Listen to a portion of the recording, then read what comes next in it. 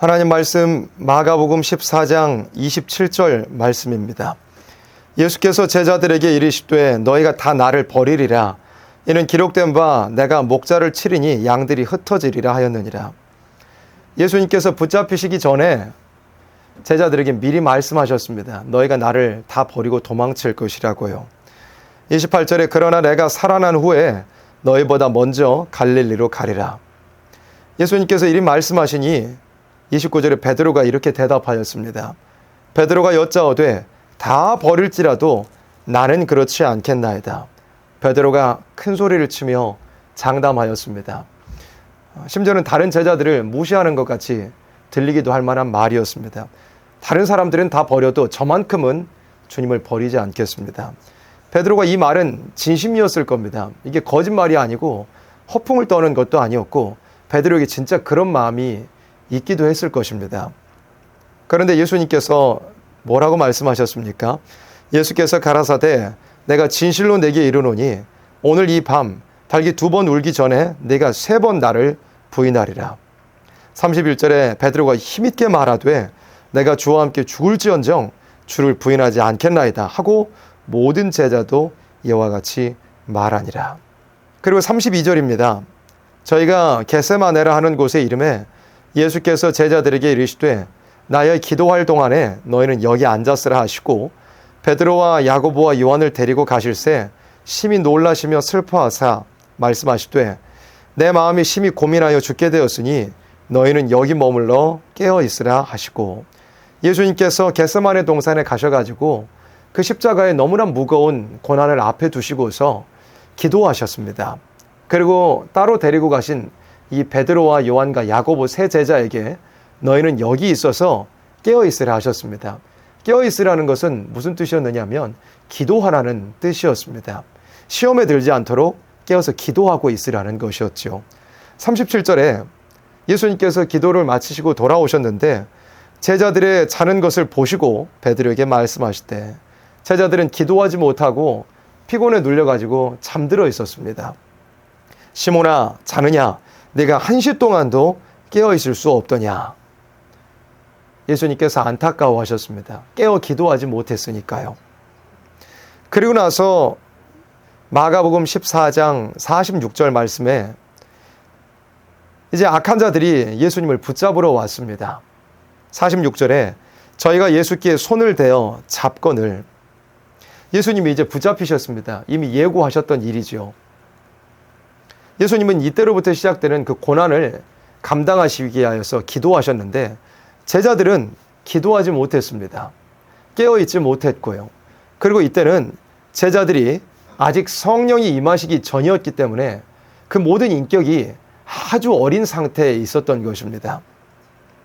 47절에 곁에 섰는 자 중에 한 사람이 무엇을 했습니까? 검을 빼어 대제사장의 종을 쳐 그 귀를 떨어뜨리니라 그랬습니다. 예수님이 이제 붙잡히십니다. 예수님이 예고하신 일이었습니다. 그 고난을 거치셔야만 세계 민족을 구원할 그 대속을 완성하실 수가 있는 것이었습니다.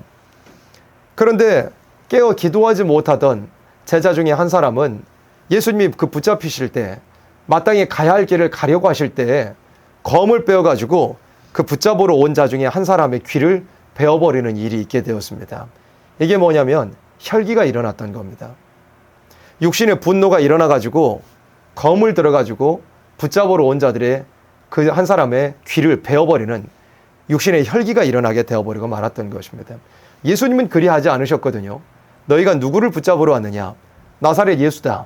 내가 그러라 하시면서 도살장으로 끌려가는 양처럼 예수님은 자기의 고난을 향하여서 가셨던 것입니다. 그런데 이 사람이 누구였느냐면 요한복음 18장 10절 말씀에 제가 앞에다가 띄워놓았는데요. 시몬 베드로였습니다. 시몬 베드로가 검을 가졌는데 이것을 빼어 대제사장의 종을 쳐서 오른편 귀를 베어버리니 그 종의 이름은 말고라고 했습니다. 베드로가 깨어서 기도하지 못하는 차에 그 혈기가 일어나가지고 검을 들고서 막 휘둘러 버렸던 것입니다. 그래가지고 대제사장의 그 종의 말고라고 하는 사람의 귀를 베어버리는 일이 있었죠. 예수님께서 베드로더러 이르시되 검을 집에 꽂으라. 아버지께서 주신 잔을 내가 마시지 아니하겠느냐? 하시니라. 예수님께서 베드로를 꾸짖으셨습니다. 그렇게 혈기 내서는 안 된다고요. 그리고 나서 마가복음 14장 50절에 제자들이 다 어떻게 했습니까? 다 예수를 버리고 도망하니라. 혈기가 났을 뿐만 아니라 도망치기까지 했습니다. 그리고 또 어떻게 되었습니까? 66절로 내려가 볼까요? 마가복음 14장 66절에 베드로는 이제 도망쳤다가 예수님께서 붙잡혀 가시는 그 뒤를 몰래 조용히 따라갔습니다. 예수님께서 대제사장의 집에 끌려가셔가지고 이 악한 자들에게 신문을 당하고 있는 그런 가운데 베드로가 대제사장의 집에 뜰에까지 가게 됐던 겁니다. 베드로는 아래 뜰에 있더니 대제사장의 비자 하나가 와서 베드로의 불죄물 보고 주목하여 그러되 너도 나사렛 예수와 함께 있었도다 하거늘 이제 베드로를 알아보는 사람이 있게 되었던 겁니다. 68절에 베드로가 어떻게 했습니까? 부인하여 가로되. 베드로가 예수님을 부인했습니다. 나는 네 말하는 것이 무엇인지 알지도 못하고 깨닫지도 못하겠노라 하며 앞들로 나갈새. 베드로가 예수님을 부인하고 말았습니다. 71절에는 뭐라고까지 했습니까? 베드로가 저주하며 맹세하되 나는 너희의 말하는 이 사람을 알지 못하노라 하니. 베드로가 예수님 부인할 뿐만 아니라 예수님 저주까지 해버렸습니다. 나는 예수를 모른다고요. 너가 무슨 말하는지 나는 모르겠다고요. 그러고 나서 베드로가 깨달아졌죠. 72절에 달기 곧 두 번째 울더라. 이에 베드로가 예수께서 자기에게 하신 말씀 곧 달기 두 번 울기 전에 네가 세 번 나를 부인하리라 하심이 기억되어 생각하고 울었더라. 베드로가 뒤늦게 후회하며 회개하였습니다. 자기의 인격에 너무나 연약한 것을, 자기의 인격에 너무 형편없음을 인하여서 베드로가 울며 통곡하였습니다. 무엇이었습니까? 혈기가 났습니다. 비겁하게 도망쳤습니다. 또 예수님을 저주하기까지 했습니다. 이랬던 베드로가 사도행전 1장 말씀으로 넘어가 보면 완전히 사람이 바뀌는 일이 있게 됐습니다. 사도행전 1장으로 말씀 찾아보도록 하겠습니다. 사도행전 1장 13절 말씀입니다. 예수님께서 죽으셨고 그리고 사흘째 되는 날에 부활하셨고 예수님께서 이제 승천하시면서 제자들에게 너희는 예루살렘을 떠나지 말고 전혀 기도에 힘써서 아버지의 약속하신 것을 기다리라 하셨습니다. 그래서 그 약속, 예수님의 명령, 부탁을 지켜드리기 위하여서 사도행전 1장 13절에 들어가 저희 유아는 다락에 올라가니 누가 있었습니까? 베드로가 있었습니다. 요한, 야고보, 안드레와 빌립, 도마와 바돌로메, 마테오와 및 알페오의 아들 야고보, 살로딘 시몬, 야고보의 아들 유다가 다 거기 있어 여자들과 예수의 모친 마리아와 예수의 아우들로 더불어 마음을 같이하여 무엇했습니까? 전혀 기도에 힘쓰니라 그랬습니다. 한 열흘 정도 시간이 되었습니다. 그동안에 전혀 기도에 힘쓰는 일이 있게 되었습니다. 베드로가 그전에는 기도 못했잖아요. 기도하지 못하고 잠들어 있었잖아요. 결과가 뭐였습니까? 혈기가 났고요. 비겁하게 도망쳤고 예수님 부인하고 저주하는 일까지 있게 되었습니다. 그런데 베드로를 비롯한 여러 사도들과 또 따르던 제자들이 함께 모여서 전혀 기도에 힘쓰는 일이 있게 됐습니다. 그리고 나서 사도행전 2장으로 넘어가 봅니다. 사도행전 2장 1절에 오순절 날이 이미 이름에 저희가 다 같이 한 곳에 모였더니 무엇했습니까? 기도하고 있었습니다. 그리고 4절에 보시니까 저희가 다 어떻게 되었습니까? 다 성령의 충만함을 받게 됐습니다. 베드로를 비롯한 여러 사도들과 제자들이 전혀 기도에 힘쓰는 일로 말미암아 성령의 충만함이 임하게 되었던 것입니다. 성령이 오시니까 어떤 역사가 벌어졌을까요? 다른 방언, 그래 다른 나라, 다른 언어의 말을 할 수 있게 된 것, 성령께서 부어주셔서 사람으로서 배우지 않은 언어인데, 배우지 않은 외국말인데 그런 말들을, 다른 언어들을 할 수 있게 되는 그런 놀라운 기적적인 역사로 나타났습니다. 그 역사는 지금도 성령 받은 사람들에게 지속되고 있죠. 그 성령은 지금에도 역사하시는 같은 성령이시니까요. 그런데 중요한 것은 이렇게 다른 언어 할 수 있는 거, 방언 할 수 있는 것도 참 놀라운 기적이었지만 더 신기하고 놀라운 것은 뭐였냐면 이 베드로의, 또 베드로를 비롯한 여러 사도들의 인격이 바뀌어버렸다는 겁니다. 기도하지 못했을 때 혈기내고 도망치고 부인하고 저주했던 이 베드로가 전혀 기도에 힘쓰고 또 성령이 임하여 주시니까 베드로의 인격이 완전히 다른 사람이 되어버렸던 것입니다. 그래가지고 사도행전 2장 14절 말씀 보시겠습니다. 베드로가 11사도와 같이 서서 소리를 높여 가로되. 그전에는 어땠느냐면 혈기내고 부인하고 도망치고 예수님 저주하기까지 했고요. 예수님 부활하시고 난 다음에도요, 유대인들이, 그리고 예수님을 잡아 죽였던 그 유대인들이 두려워가지고 예수님 부활하셨는데도 불구하고 문을 꽁꽁 걸어 잠그고 두려워 벌벌 떨고 있었던 겁니다. 그런 인격이었는데 기도하고 성령이 임하시니까 그 응답으로 방언을 받는, 다른 언어를 하는 것보다 더 큰 기적과 기사가 나타나게 된 것이 무엇이냐면 인격이 바뀌어버리게 된 것이었다 이겁니다. 베드로가 11사도와 같이 서서 소리를 높여 말씀을 전하게 됐습니다. 이 앞에 누가 있었느냐면 이제 오순절기를 당하여서 율법을 지키던 유대인들이 여러 각지에서 예루살렘으로 모인 상황이었습니다. 예수님을 잡아 죽였던 그 사람들도 여전히 그 도성 안에 있었고요. 그런데 전에는 도망했던, 그리고 무서워서 벌벌 떨었던 이 베드로가 기도해가지고 성령이 임하시니까 인격이 바뀌어서 예수님을 잡아 죽이기까지 했던 그 유대인들 앞에서 이제는 다른 사도들과 함께 담대히 일어나가지고 말씀을 전하는 일이 있게 됐습니다. 예수 그리스도를 증거하는 일이 있게 되었던 겁니다. 도망치던 자가 담대하게 인격이 바뀌어버렸습니다. 사람으로서 그렇게 될 수 없는 법입니다. 그런데 기도하고 성령이 임하시니까 사람의 인격이 바뀌어버린 것이었습니다. 이게 제일 성령께서 주시는 큰 기적입니다. 우리가 다른 기적, 다른 어떤 놀라운 일을 바라고 원하는 것도 필요할 수도 있겠지만은 성령께서 역사하시는 그 본질, 가장 행해 주실 수 있는 놀라운 기적은 뭐냐면 사람의 인격이 뒤집어져 버리는 것입니다. 또 기도의 응답 중에서 최고의 큰 응답은 무엇이냐면 인격이 바뀌어버리는 것입니다. 환경과 상황 그대로였습니다. 예수님 잡아 죽였던 자들은 그대로 있었어요. 그런데 그걸 뚫고 이기고 나갈 수 있게 된 것은 뭐냐면 그 대적하던 자들을 기도의 응답으로 다 쓸어버리고 없애버리고 물리쳐 주셔버리고 그렇게 해주신 것이 아니라 그걸 이기고 나갈 수 있는 인격을 기도의 응답으로서 성령의 충만함으로써 받게 되었던 것입니다. 유대인들과 예루살렘에 사는 모든 사람들아 이 일을 너희로 알게 할 것이니 내 말에 귀를 기울이라 그랬습니다.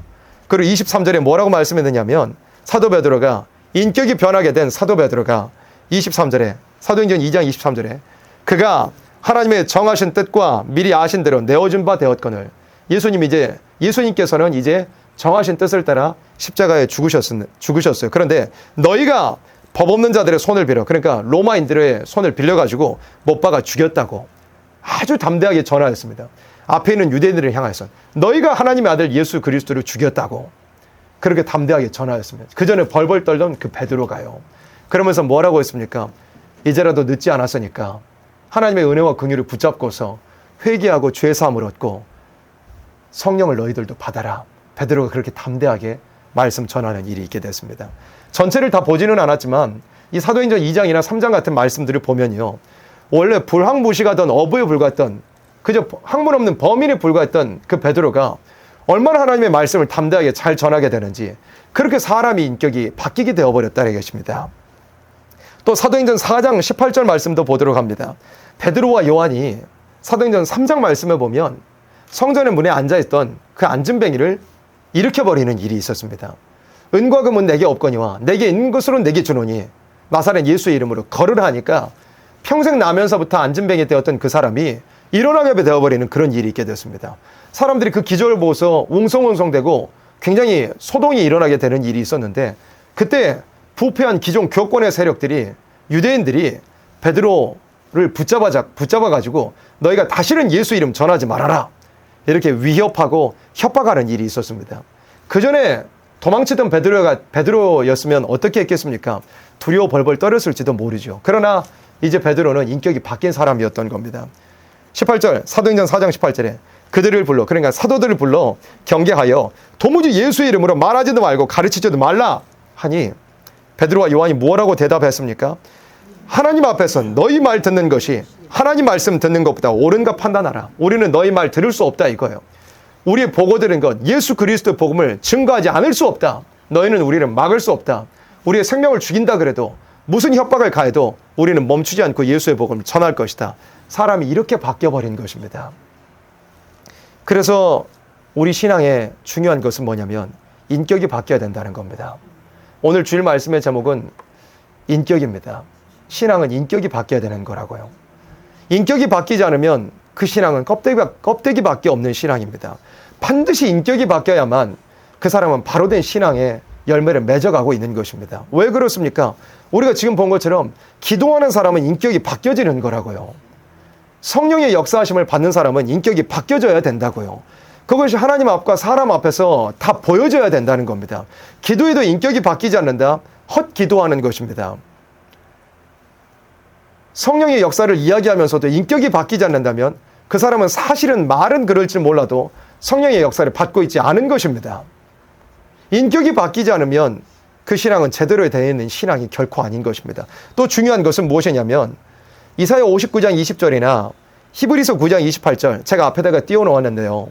이런 말씀들을 보면 먼저 이사야 59장 20절 말씀, 여호와께서 가라사대 구속자가 시온에 임하며 야곱 중에 누구에게요? 죄가를 떠나는 자에게 임하리라 그랬습니다. 구속자, 그러니까 다시 오실 예수님께서 누구에게 임하시느냐면 야곱 중에서도 죄가를 떠나는 자에게 임하리라 말씀했습니다. 죄와 상관없는 인격을 이룬 사람에게 재림 예수님이 임하신다는 그런 말씀이에요. 재림 예수님을 죄와 상관없는 자가 맞이할 수 있다는 뜻입니다. 히브리서 9장 28절에는 이와 같이 그리스도도 많은 사람의 죄를 담당하시려고 단번에 들이신 바 되셨고 구원에 이르게 하기 위하여 죄와 상관없이 자기를 바라는 자들에게 두 번째 나타나시리라 말씀했습니다. 죄와 상관없는 인격을 이루어가지고 재림 예수님을 기다리는 사람들에게 나타나 주실 것을 말씀을 하신 것입니다. 재림 예수님 맞이하기 위해서는요, 이 마지막 때의 소망, 너무나 복되고 영광스러운 그 축복을 받아 누릴 사람이 되기 위해서는 반드시 그 인격이 열매가 맺어져야 됩니다. 그렇지 아니하면 절대로 다시 오실 예수님 맞이할 수 없고요. 바울도 그렇게 자신에 대해서 정말 냉철하게 염려했던 것처럼 복음 아무리 전하고 신앙생활 아무리 했더라도 인격이 올바른 열매를 맺어내지 못하면 복음 전하는 일을 했더라도 마지막 때 버림을 당하는 일이 있을 수도 있게 되는 것입니다. 인격이 온전하지 못하면 아무리 예수 믿고 중생 받았더라도 다시 오실 예수님을 맞이할 수는 없는 법입니다. 우리가 중요한 것은 예수 믿고 중생 받는 것이 가장 먼저겠죠. 그런데 그 상태에 머물러 있어서는 안 된다는 것입니다.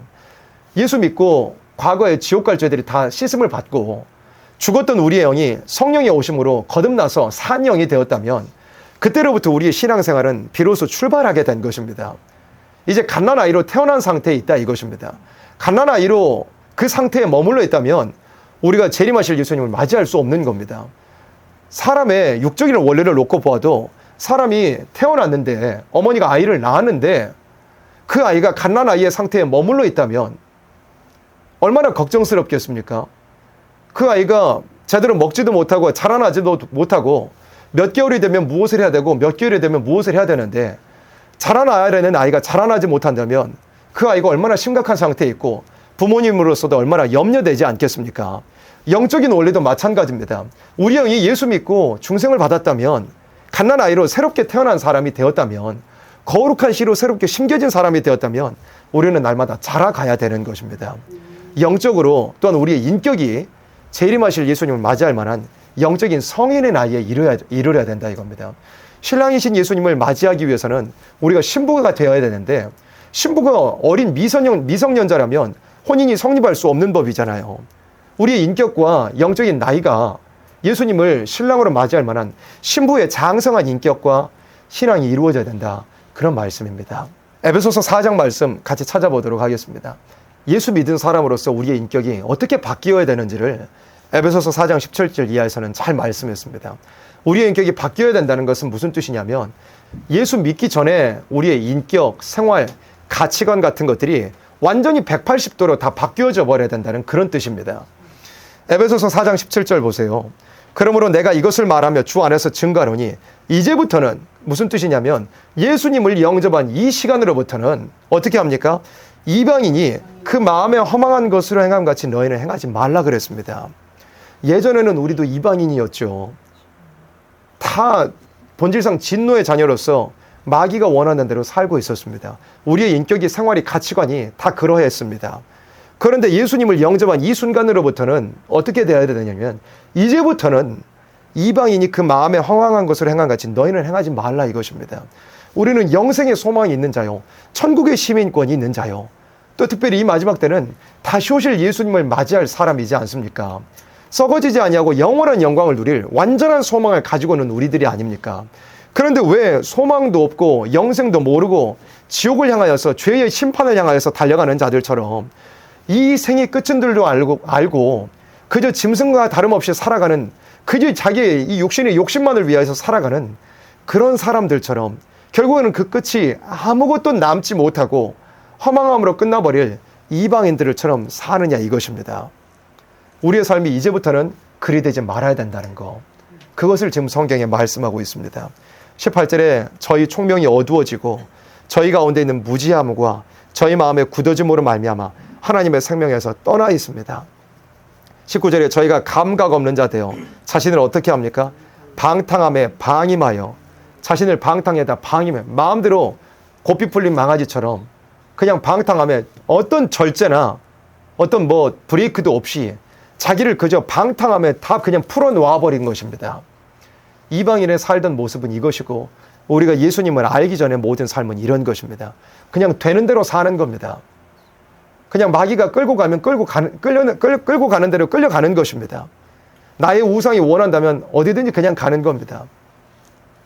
자신을 방탕에 방임하여 모든 더러운 것을 욕심으로 행하되, 20절 합독합니다. 오직 너희는 그리스도를 이같이 배우지 아니하느니라. 우리는 더 이상 이와 같은 옛날의 모습들이 다 없어져야 된다 이것입니다. 왜 그렇습니까? 그리스도 안에 있는 자들은 완전히 새로운 사람이 되었기 때문에 그렇습니다. 과거의 지옥 갈 모든 사람은, 모든 나의 모습은 십자가에서 죽어버렸기 때문입니다. 죽어버린 사람이 다시 살아나면 됩니까? 죽어버린 죄인으로서는 완전히 죽고, 우리가 살아날 때는 이 죄와 상관없는 사람, 예수님의 인격을 닮아가야 할 사람으로, 영생을 이미 확정받은 사람으로 예수님의 부활과 함께 우리는 새 생명을 얻게 된 것 아닙니까? 그 다음 9절 보겠습니다. 21절에 진리가 예수 안에 있는 것 같이 너희가 과연 그에게서 듣고 또한 그 안에서 가르침을 받았을진데, 22절에 너희는 유혹의 욕심을 따라 썩어져가는 구습을 좇는 옛 사람을 버리고 그랬습니다. 옛 구습을 버리라고 그랬습니다. 옛 사람은 무엇이냐면 습관을 따라가서 죄를 짓던 사람입니다. 어떤 상황을 만나면 이 죄 지어야 되고, 저런 상황을 만나면 저 죄를 지어야 되고, 이 사람 만나면 이 죄 지어야 되고, 저 사람 만나면 저 죄 지어야 되는 그런 습관적인 죄를 따라서 살던 우리들의 모든 모습이었습니다. 그러면 우리는 어때야 됩니까? 그런 것들을 다 버려버려야 됩니다. 이방인들은 어떻게 삽니까? 평일날 열심히, 그것도 아무도 보상해 주지 않을 헛된 수고이지만 평일날 열심히 수고했다고 해요. 그리고 이제 금요일이나 토요일이나 이방인들 다 어떻게 합니까? 신앙생활 하지 않는 자들 금요일 저녁에 술잔을 기울이고 토요일 저녁 그렇게들 살잖아요. 그래서 습관적으로 이 요일이 됐으면 술 마셔야 된다나, 그리고 또 조금 힘들고 버겁고 그것이 되면 신앙으로 붙들고 이기고 나가는 것이 아니라, 주님께 매달리고 의지하는 것이 아니라 그저 자기의 어떤 스트레스를 잠시 풀어주고 해소해주고 그런 중독적인 것들에 자신들이 취해 있어가지고 습관적으로 죄를 범하지 않습니까? 그런데 우리는 어떠합니까? 너희는 유혹의 욕심을 따라 썩어져가는 구습을 주는 옛 사람을 우리는 벗어버려야 된다 이것입니다. 과거에 지옥 갈 모든 사람의 모습을, 죄인의 모습을 우리는 다 버려버려야 된다 이것입니다. 그래서 우리가 어떠한 사람이냐면 옛날의 습관들을 끊어버릴 우리들이 돼야 되는 것입니다. 이 상황에 이러한 죄, 저 상황에 저러한 죄, 그리고 이 상황에서 나오는 옛날의 나의 그 인격들 있잖아요.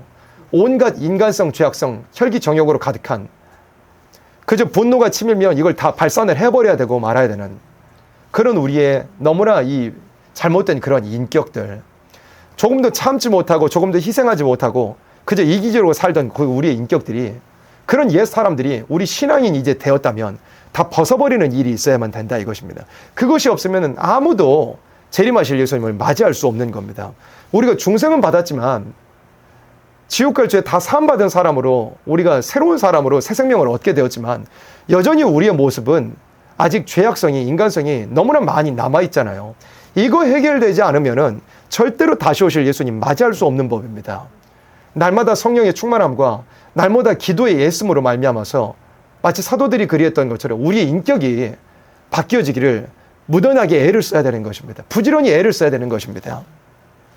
23절에 오직 심령으로 새롭게 되어 하나님을 따라 의와 진리의 거룩함으로 지으심을 받은 새 사람을 입어야 되는 것입니다.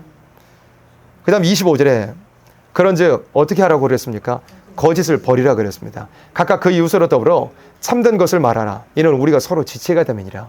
우리가 어떤 인격이 되어야 되냐면 거짓을 버려야 됩니다. 우리가 예수 믿기 전에는, 예수님을 알기 전에는 하나님이 없다고 생각하죠.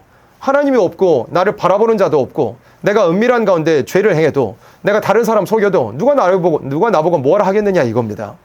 아무 상관없이, 아무 거리낌 없이, 아무 양심의 가책도 없이 그저 거짓말 행하고 그저 괴우를 행하고 다른 사람 속이고 겉과 속이 다른 가면을 쓰고 그 뒤에는 아주 흉악한 마음을 가지고 있는 그런 삶을 살았던 우리들이라면 예수 안에 있는 자에게는 그런 인격들이 다 버려져야 된다 이겁니다. 정직해야 합니다. 하나님은 중심을 살피십니다. 우리의 말과 행동이 똑같아야 됩니다. 교회와 집안의 모든 모습이 같아야 하는 것입니다. 그 다음 26절, 분을 내어도 죄를 짓지 말며 해가 지도록 분을 품지 말고 혈기내던 인격이 죽어져야 된다는 것입니다. 성내는 것이 하나님의 의를 이루지 못한다고 그랬습니다. 하나님의 사전에는 혈기라는 것이 없습니다. 사람이 감정을 잘 조절해야 합니다. 사람에게 감정이라는 요소도 하나님께서 주신 것입니다. 감정도 성령께서 역사하시는 감정이라면 좋은 일이 되는 것입니다. 우는 자들과 함께 울 수 있는 그 슬픔의 감정, 기뻐하는 자들과 함께 기뻐하는 그 기쁨의 감정, 또 더러는 주님께서 주시는 미워할 일에 미워해야 되고 싸워야 될 일에 싸워야 되는 그 거룩한 분노, 그런 것들도 우리에게 있어야 할 것입니다. 그런데 사람의 감정이라는 것도요, 마귀가 주관해버리면 전부 죄가 돼버리는 것입니다. 마귀가 주관해서 내 혈기를 참을 수 없이 발산하게 되는, 분출하게 되는 모든 인간성 죄악성을 뿜어내고 살게 하는 그 감정을 절제함이 없이 마귀가 원하는 대로 마음대로 발산하게 된다면 우리는 마귀가 원하는 대로 죄를 범하는 그런 사람이 되는 것입니다. 그래서 우리가 어떠한 사람이 되어야 하느냐? 분내지 않는 사람, 마귀가 원하는 그 혈기에 속지 않은 사람이 되어야 되는 것입니다. 27절에 그래서 마귀로 틈을 타지 못하게 하라고 말씀했습니다. 마귀는 자꾸 우리의 인격이 옛날로 돌아가게 만드니까요. 28절에 도적질하는 자는 다시 도적질하지 말고 돌이켜 빈궁한 자에게 구제할 것이 있기 위하여 제 손으로 수고하여 선할 일을 하라. 28절 말씀은 예수 믿은 사람은 가치관도 바뀌어야 된다는 것입니다. 제 손으로 수고하여 선할 일을 하라 그랬잖아요. 수고해서 돈 버는 일을 말씀한 거거든요. 돈이라는 것에 있어서도 예수 믿기 전과 예수 믿는 후에 우리의 가치관이 완전히 바뀌어져야 된다는 것입니다. 예수 믿기 전에는 사람이 뭐하러 돈 벌었습니까? 자기의 만족을 위하여서요. 자기의 욕심을 위하여서요. 육신의 정욕을 위하여서, 또 자랑하기 위하여서, 눈에 아름다워 보이는 불타버릴 것에 대한 욕심으로 인하여서, 육신의 정욕, 안목의 정욕, 이생의 자랑을 위하여서 자기를 위하여 재물을 쌓아두었던 것이 이전에 우리가 돈을 대하는 그런 태도, 가치관이었습니다. 이 땅에 썩어질 것이 제일 최고인 줄로 알고 살았고요. 그거 열심히 모아가지고 남들에게 자랑하고 남들보다 더 높은 자리에 올라가기 위해서, 그래서 우리가 수고하던 그런 아무 의미 없는 삶을 살았더라면, 진짜 복이 아닌 가짜 복을 위해서 살던 사람들이라면 예수 믿은 사람으로서는 바뀌어져야 되는 것입니다. 돈에 대한 가치관도 바뀌어져야 되는 것입니다. 우리의 복이라는 것은 이 세상에 속하지 않습니다. 하나님이 이 땅에 필요한 것도 공급하실 수 있는 하나님이죠. 그것도 하나의 복이기도 합니다. 그런 하나님께서 주시고자 하시는 진짜 복은 뭐냐면, 그저 이 세상에 잠시 잠깐 있다가 썩어져 버릴 것, 더러운 것, 다 불타버릴 것, 그런 것들을 하나님께서 주고자 하시는 복의 본질이 아니라 이것입니다. 우리 신앙인들에게 하나님께서 주고자 하시는 복은 이 땅에 썩어져 버릴 것, 불타버릴 것이 아니고요, 잠시 잠깐 있다가 다 없어져 버릴 것이 아니고, 영원한 영광을 하나님께서, 썩어지지 아니할 거룩한 것을 하나님께서 영광으로 주고 싶어 하시고, 그게 우리 기독교인들이 바라야 될 진짜 복입니다. 그런 많은 사람들은 돈에 대해서 이 땅에 썩어질 것이 하나님께서 주시는 복인 줄로 알고 기도에도 이 땅의 것을 구하죠. 그리고 모든 신앙 잘하느냐 못하느냐의 그 척도도 돈 많이 벌면 복 많이 받은 줄로 알고, 하나님 잘 섬기면 이 땅에 돈 많아야 된다라고 잘못 완전히 생각하고 있는 것입니다. 유물적인 사고방식이요, 짐승의 사고방식이요. 그런데 신앙이라는 것은 그렇지 않습니다. 하나님 주고자 하시는 복은 그런 것이 아닙니다. 돈에 대한 가치관도 우리가 바뀌어져야 되는 겁니다. 우리가 이 경제활동하는 거, 이 물질을 벌어내기 위한 그런 수고에 있어서도 가치관이 바뀌어져야 된다 이것입니다. 내 주머니 채우기 위해서, 내 욕심 채우기 위해서, 남들에게 떵떵거리고 자랑하기 위해서 돈 버는 것이 이제는 우리가 아니고요. 여기 말씀한 것처럼 도적질하는 자는 다시 도적질하지 말고 돌이켜 빈궁한 자에게 구제할 것이 있기 위하여 남 살리기 위하여서 우리가 돈도 벌어야 된다는 것입니다. 남 살려서 뭐 하려고요? 영원한 영광, 영원한 상급으로 바꿔내려고요. 이 땅에 썩어질 것으로 썩어지지 아니할 영광을 위해서 바꿔내는 사람이요. 자신을 희생해가지고 남 살리기 위해서 사용하는 사람, 주님의 영광을, 주님의 복음을 위해서 사용하는 그런 우리의 물질에 대한 가치관도 완전히 바뀌어버린 사람이 돼야 된다 이것입니다. 그게 기독교인으로서 바뀌어져야 될 인격이고 옛날에 구습을 쫓아가던 옛 사람이 버려져야 되는 모든 모습이라 이것입니다. 얼마나 많은 신앙인이라고 하는 사람들도 교회 안에 있는 사람들도 물질에 대한 옛 구습이 버려지지 못한 모습을 우리도 보고 있지 않습니까? 우리는 그런 모든 모습들을 버려야 됩니다. 그 다음 29절 무릇 더러운 말은 너희 입 밖에도 내지 말고 오직 덕을 세우는 데 소용되는 대로 선한 말을 하여 듣는 자들에게 은혜를 끼치게 하라 그랬습니다. 우리의 입술도 바뀌어야 된다는 겁니다. 우리의 입술이 옛날에는 어땠습니까? 온갖 더러운 말들, 원망, 불평, 시기, 질투, 또 세상에 더러운 마귀가 역사하는 그런 유행가, 가요, 그런 것들을 부르기도 했습니다. 남들 저주하는 욕을 하기도 하고요. 그런 이야기들을 우리 입으로 얼마나 많이 뱉어내고 살았습니까? 신앙인은 입술도 바뀌어야 됩니다. 말이 완전히 바뀌어야 된다 이것입니다. 신앙의 언어, 사람이 무슨 말을 하려고 하든 하나님의 말씀을 하는 것 같이 하라고 그랬습니다. 항상 감사하는 인격, 항상 칭찬하는 말, 항상 또 긍정적인 하나님께 소망에 대한 말, 그런 말들이 우리에게 나와야 되고 또 우리의 입술이 노래를 부르되 하나님께만 영광을 돌리는 그런 노래, 신령한 노래만 우리의 입에서 나와야 하는 것입니다. 더러운 말은 너희 입 밖에도 내지 말라 그랬습니다. 오직 덕을 세우는 데 소용되는 대로 선한 말을 하여 듣는 자들에게 은혜를 끼치게 해라. 항상 은혜가 끼쳐지는, 항상 덕을 세우는 우리의 입술이 되어야 한다는 뜻입니다. 얼마나 신앙인들도 옛날에 그 구습을 버리지 못하여 이방인들이 사용하는 온갖 더러운 말들, 그런 소망 없는 말들을 사용하면서 덕을 끼치지 못하고 은혜를 끼치지 못할 때도 얼마나 많이 있습니까? 함부로 판단할 때도 있고요. 이방인들이 사용하는 말들 그냥 그대로 사용할 때도 있고요. 우리는 항상 소망의 말, 살리고자 하는 말, 온유한 말, 그런 말들이 우리의 입술에 항상 있어야 할 것입니다. 그 다음 30절에 하나님의 성령을 근심하게 하지 말라. 그 안에서 너희가 구속의 날까지 인치심을 받았느니라. 우리의 인격이 이미 성령 받아 중생 받은 사람이 된 우리들의 인격은 어떠한 인격이 되어야 하냐면 성령을 근심하게 하지 않는 인격이 되어야 됩니다. 성령이 무엇을 근심하실까요? 제가 갈라디아서 5장 말씀으로 제가 읽어드리겠습니다. 갈라디아서 5장 16절의 말씀인데 내가 이르노니 너희는 성령을 좇아 행하라.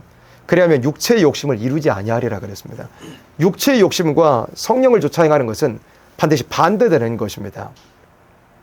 17절에 육체의 소욕은 성령을 거스리고 성령의 소욕은 육체를 거스리나니 이 둘이 서로 대적함으로 너희의 원하는 것을 하지 못하게 하려 함이니라. 너희가 만일 성령의 인도하시는 바가 되면 율법 아래에 있지 아니하리라. 육체의 일은 현저하니, 그러니까 성령께서 원하시지 않는 일들이 무엇인지를 갈라디아서 5장 19절에 쭉 나열을 하셨는데 성령의 선택죄는 이런 것들이 없다 이것입니다. 성령 받은 사람은 성령이 근심케 하지 않기 위하여서 이런 것들이 없어야 된다는 것입니다. 무엇이냐면 음행과 더러운 것과 호색과 우상숭배와 술수와 원수를 맺는 것과 분쟁과 시기와 분냄과 당짓는 것과 불리함과 이단과 투기와 술 취함과 방탕함과 또 그 같은 것들이라. 지금까지 나열한 읽어드린 모든 것은 성령의 선택죄는 전혀 없는 것입니다. 이런 것들을 우리가 행하고 있다면 성령께서 근심하시는 것입니다. 또 우리 영에도 심각한 타격이 있는 것입니다. 전에 너희에게 경계한 것 같이 경계하노니 이런 일을 하는 자들은 하나님의 나라를 유업으로 받지 못할 것이요 그랬습니다.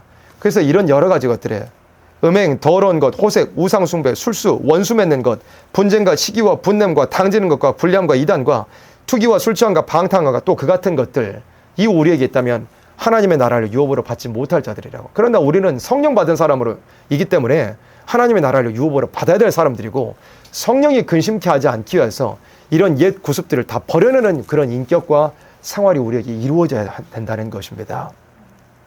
그 다음에 에베소서 4장 31절에 너희는 모든 악독과 노함과 분냄과 떠드는 것과 회방하는 것을 모든 악의와 함께 버리고 그랬습니다. 모든 악독한 것들, 그 더러운 악독한 인격들이 우리에게 남아있는 것도 있잖아요. 그런 것들을 버려야 되고요. 노하는 거, 혈기내는 거, 성내는 거, 또 분냄과 또 떠르는 거, 불필요하게 입을 열거나 불필요하게 소란스럽게 하거나 불필요한 말을 퍼뜨리는 거나 그런 떠드는 것들도 신앙이라는 건 없어야 됩니다. 회방하는 것, 하나님의 역사를 대적하고 비아냥거리는 것, 또 모든 악한 마음을 가지는 것, 그런 것들을 다 버려버려야 된다고 말씀했습니다. 그리고 32절 같이 합독할까요? 에베소서 4장 32절 서로 인자하게 하며 불쌍히 여기며 서로 용서하기를 하나님이 그리스도 안에서 너희를 용서하신과 같이 하라. 용서의 인격이 우리에게 이루어져야 됩니다. 왜 그렇습니까? 우리가 용서받았기 때문에 그렇습니다. 예수 믿기 전에는 용서했습니까? 아닙니다. 싸우되 끝까지 싸우고 몰아붙이되 끝까지 몰아붙이고 예수님의 은혜로 말미암아 용서받은 우리들은 용서할 수 있는 사람이 되어야 됩니다. 야고보서 2장 13절에 이렇게 말씀했습니다. 긍휼을 행하지 아니하는 자에게는 긍휼 없는 심판이 있으리라. 긍휼은 심판을 이기고 자랑하느니라. 마태복음 5장 5절에 온유한 자는 복이 있나니 저희가 땅을 기업으로 받을 것이며 긍휼을 행하는 자, 용서하는 자, 온유한 자는 땅을 기업으로 받고 심판을 이기고 자랑한다고 말씀했습니다. 그래서 우리의 인격은 용서하는 인격, 사랑하는 인격, 긍휼을 행하는 인격이 우리에게도 있어야 됩니다. 내가 그런 사랑과 긍휼과 은혜를 받았기 때문에 그렇습니다. 그래서 32절 서로 인자하게 하며 불쌍히 여기며 서로 용서하기를 그랬습니다. 여기서 서로는 누구를 가리키냐면 교회 안에 있는 형제 자매들을 가리킵니다. 그래서 중요한 것은 우리의 인격이 다듬어지고 깎아지고 새로워지기 위해서는 반드시 교회 안에 있어야 됩니다. 성령께서는 교회를 이루시는 분입니다. 결코 신앙을 혼자 떨어져서 나홀로 있게 하시는 성령님이 절대 아니십니다. 성령은 한 분이실 때 반드시 바로된 성령의 역사를 받고 있는 모든 사람들은 교회로 모이도록 하십니다. 그리고 교회로 모여서 어떻게 하십니까? 여러 부족한 사람, 또 아직 구습이 버려지지 아니한 사람, 아직 인격이 다듬어져야 될 그런 여러 형편과 사정에 있는 부족한 사람들이 모여가지고 같이 버무러져가지고 부서지고 녹아지고 깨어지고 박살이 나게 하셔서 성령이 원하는 인격으로 함께 자라나게 하시는 것입니다. 13절 말씀 보세요. 에베소서 4장 13절이요. 사람이 온전한 인격이 어떻게 이루어지느냐? 그리스도의 죄 없는 인격이 어떻게 이루어지느냐? 절대로 혼자 이루어질 수 있는 것이 아니고요. 13절 말씀 누구라 그랬습니까? 우리가라 그랬습니다. 우리가 다 하나님의 아들을 믿는 것과 아는 일에 하나가 되어 온전한 사람을 이루어 그리스도의 장성한 분량이 충만한 데까지 이르리니 그랬습니다. 인격이 발전해야 된다 그랬는데요. 인격은 절대 혼자 발전 못합니다. 나 혼자만 있으면 내 부족을 모릅니다. 성령의 역사하심을 따라 교회로 모여질 때 서로의 부족함을 통해 나의 부족함을 돌아보게 되고 사람이 모이는지라 갈등도 있을 수 있죠. 투닥투닥 거리는 것도 있을 수 있죠. 그런 과정을 통해서 나의 부족함을 돌아봐야 됩니다. 그리고 성령이 원하시는 대로 나의 모든 모난 부분들이 예수 안에서 성령 안에서 깎아져 나가는 것입니다. 교회 안에 있지 않으면 절대로 우리는 인격의 향상과 발전을 이룰 수가 없게 되는 법입니다. 그러면 어떻게 됩니까? 인격이 향상 발전하지 못하면 재림하실 예수님을 맞이할 수 없는 법입니다. 교회로 모인 것은 대단한 사람들이 모인 것이 아니고 세상 사람들보다 더 인격적으로 뛰어난 사람들이 모인 것이 아니고 다만 중생받았다는 사람들이 모인 것뿐입니다. 모여가지고 뭐 해야 됩니까? 인격이 깎아지고 다듬어져야 되는 것입니다. 또 마찬가지로 하나님께서는 이렇게 부족한 사람들이 모여가지고 함께 인격이 깎여가기를 원하십니다. 교회뿐만 아니라 가정도 마찬가지거든요. 하나님께서는 사람이 독처하는 것을 원치 않으셨습니다. 사람이 가정으로 함께 모여지기를 원하셨고요. 그 가정들이 모여서 교회가 이루어지기를 원하셨습니다. 가정도 교회도 목적은 뭐냐면 서로 깎아져가지고 맞지 않은 사람이 모여가지고 깎아져서 예수의 인격을 이루기를 원하시는 것이 하나님의 목적입니다. 가정으로 모이는 것, 아예 다른 배경을 가지고 있는 사람들이 평생을 살다가 만나서 결혼하려고 가정을 이루었는데 그 가정의 남녀가 맞을까요? 맞지 않습니다. 여러 가지 부딪히는 것도 있고 갈등도 있고 싸워야 될 일도 있습니다. 그러나 중요한 것은 하나님께서 그 가정에 맞지 않은 사람들이 모여가지고 갈등을 겪는 과정을 거쳐가지고 신앙 안에 성령 안에 예수의 깎여진 인격, 그러니까 우리의 인격이 깎여져서 예수의 인격을 이루기를 원하시는 겁니다. 그런데 이 세상은 그렇지 않잖아요. 가정에서 살다가 서로 깎여져야 되고 내가 양보해야 되고 내가 죽어야 된다는 거.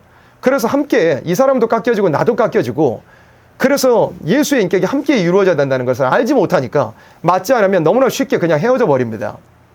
대한민국에서도 얼마나 이혼율이 높습니까? 가정법원 앞에 아침에 가정법원이 문 여는 시간에 얼른 헤어지려고 오픈런을 한다고 그러잖아요. 어떤 뭐 유명한 가게가 있고 뭐 어떤 유명한 병원이 있으면 진료받으려고 또 물건 사려고 그 영업시간 전에 줄 서 있는 것처럼 대한민국 가정법원 앞에는 법원이 문 열면 얼른 이혼 도장 찍으려고 그 앞에 부부들이 줄을 서 있다고 그러잖아요. 왜 그렇습니까? 하나님의 뜻을 알지 못하기 때문에 그렇습니다. 자기의 버려져야 될 인격이 버려지기 싫어하는 그 더러운 습성이 있기 때문에 그렇습니다. 하나님께서 가정을 이루게 하신 것은 맞지 않은 사람과 맞춰가도록, 그래서 나의 버려져야 될 인격이 깎여지고 내 혈기내던 인격, 내 걸 버려내기 싫어하던 그런 인격들이 버려져가지고 예수의 인격이 신앙 안에 성령 안에 같이 이루어지기를 원하시는 것입니다. 그래서 함께 가정이 예수님을 맞이할 가정 되도록 하나님의 뜻은 그겁니다. 그게 되지 못한다면 가정은 깨어집니다. 가정은 부서지고 흩어지게 되고 가정의 화평이 어그러지게 되는 것입니다. 우리는 어떤 가정을 이뤄야 되고 또 마찬가지로 교회도 어때야 되겠습니까? 맞지 않으면 그냥 헤어져 버리는 교회가 아니라 맞지 않으면 뛰쳐나가 버리는 것이 아니고요. 맞지 않다고 싸우고 모른 척하고 그 응어리를 가슴에 품고 있는 것이 아니라 내 자신을 깎아내면 되는 겁니다. 그게 주님께서 원하시는 가정의 모습이요. 그게 주님께서 원하시는 교회의 모습입니다. 그래서 어떻게 하라고요? 내 죽어지지 않는 모든 인격들 기도로 성령의 역사로 깎아내가지고 예수의 원하시는 인격, 예수께서 다시 오실 때 맞이할 수 있는 그 완전한 인격을 이루어내기를 원하시는 것입니다. 마지막으로 갈라디아서 5장 22절 말씀 찾아보도록 하겠습니다. 갈라디아서 5장 22절, 우리의 인격이 어떠한 열매를 맺어야 하는지, 성령께서 우리 안에 어떤 인격의 열매를 맺고자 하시는지를 살펴보겠습니다. 갈라디아서 5장 22절입니다. 같이 합독합니다. 오직 성령의 열매는 사랑과 희락과 화평과 오래 참음과 자비와 양성과 충성과 온유와 절제니 이 같은 것을 금지할 법이 없는 24절, 그리스도 예수의 사람들은 육체와 함께 그 정과 욕심을 십자가에 못 박았느니라. 아멘. 성령께서는 우리 안에서 이러한 인격의 열매를 맺기 위해서 역사하십니다. 사랑의 열매요, 희락의 열매, 화평의 인격, 오래 참는 인격, 자비, 양성, 충성, 온유, 절제, 이와 같은 성령의 9가지 인격의 열매를 우리에게 맺어내기 위해서 역사하고 계신 것입니다. 우리가 이러한 인격이 이루어져야만 다시 오실 예수님을 맞이할 수 있습니다. 마지막 때 재림의 예수님을 맞이할 14만 4천의 모든 모습도, 그 인격도 흠이 없는 인격이라고 계시록 14장 5절에는 말씀을 했죠. 그런 인격을 우리가 이루어 나가야 할 것입니다. 그래서 신앙은 무엇이냐면 인격의 열매가 맺어져야 됩니다. 신앙을 잘 하고 있느냐 못하고 있느냐는 뭐 돈을 어떻게 잘 벌고 못 벌고 그게 아니고요. 세상을 어떻게 부여하고 어떻게 되느냐, 그게 이 신앙을 잘하고 못하느냐의 척도가 아닙니다. 내 인격이 얼마나 주님을 닮아가느냐. 인격이 닮아가는, 예수님을 닮아가는 사람이냐면 그 사람은 제대로 기도하고 있는 사람입니다. 죽어질 것이 죽어진 사람, 인간성, 죄악성이 이제는 더 이상 보이지 않게 자라나는 사람은 그 사람은 성령에 충만한 사람, 기도의 응답을 받고 사는 사람, 제대로 신앙생활을 하고 있는 사람인 것입니다. 우리의 인격이 향상되기를 원합니다. 우리의 너무 잘 버려지지 않은 이런 옛사람 구습들이 이제는 다 해결되어지기를 원합니다. 부단히 자신을 깎기 위해서 내 가정 안에서, 우리 교회 안에서 기도하고 성령의 충만함을 받기 위해서 애쓸 수 있는 그런 우리들이 되어지기를 소망합니다. 그리하여서 예수의 인격을 이루되 다시 오실 예수님 거침없이 영접할 수 있는, 영광 중에 영접할 수 있는 그런 우리 모두들이 되어지기를 간절히 바라고 소망합니다. 아멘.